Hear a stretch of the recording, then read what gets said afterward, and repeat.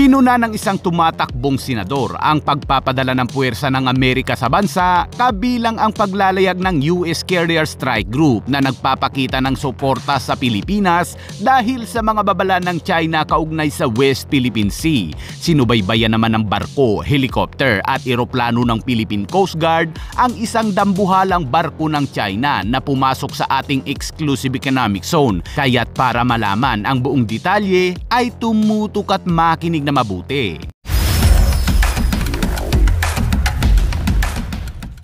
Sa patuloy na presensya ng puwersa ng Amerika sa karagatan ng Pilipinas bilang suporta sa ating bansa dahil sa mga banta ng China, ang Gabriela Party List Representative na si Arlene Brosas ay nagpahayag ng kanyang matinding pagtutol sa mas malalim na paglahok ng mga puwersa ng Amerika sa Pilipinas kasunod ng paglalayag noong December 26 ng US Carrier Strike Group 1 na pinamumunuan ng USS Carl Vinson sa pagitan ng Leyte at Mindanao. Sa isang pahayag, sinabi ni Brosas na ito ay isang walang pakundangan na pagpapakita ng lakas ng militar ng Amerika na lumalabag umano sa soberanya ng Pilipinas. Dagdag pa ni Brosas, ang USS Carl Vinson at ang strike group nito ay kumakatawan sa patuloy na agresyon at interbensyon ng militar ng Amerika sa mga usapin sa Pilipinas. Binigyang diin ni Arlene Brosas na ang pagkakaroon umano ng nuclear-capable warship kasama ang mga escort na barko nito na USS William Lawrence, USS Turret at USS Princeton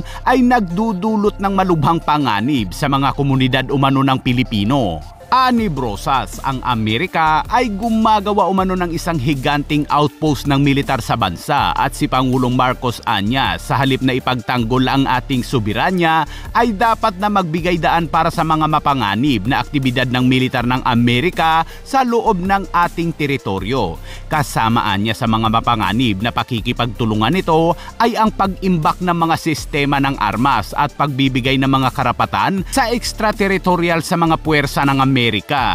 Maka-China ata itong si Arlene Brosas mga kabayan. Tatakbo pa naman itong senador ngayong eleksyon.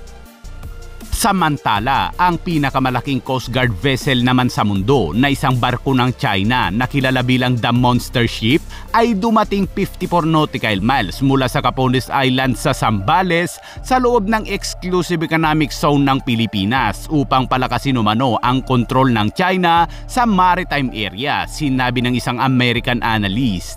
Ang 12,000 tonelada na CCG-5901 ay dumaan din sa Scarborough Shoal noong Miyerkules, sinabi ni Ray Powell na direktor ng Sea Light na sumusubaybay sa mga galaw ng barko sa West Philippine Sea.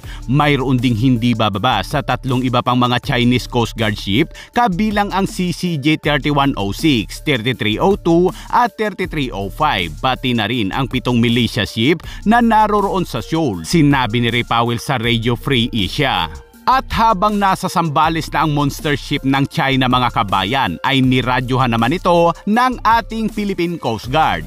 Coast Guard, CD5901, this is BRP Cabra, MRRB 4409. Kasama umano ng BRP Cabra ng Philippine Coast Guard ang isa pang helicopter at isang Philippine Coast Guard caravan plane para subaybayan ang dambuhalang barko ng China Coast Guard. Ayon pa sa mga analyst, ang layunin umano ng misyon ng barko ng China ay palakasin ang kontrol sa maritime. Ang barko ay nasa loob ng EEZ natin mga kabayan sa ilalim ng jurisdiction ng Pilipinas kung saan mayroon tayong eksklusibong mga karapatan sa mga mapagkukunan sa tubig at sa mga ilalim ng dagat.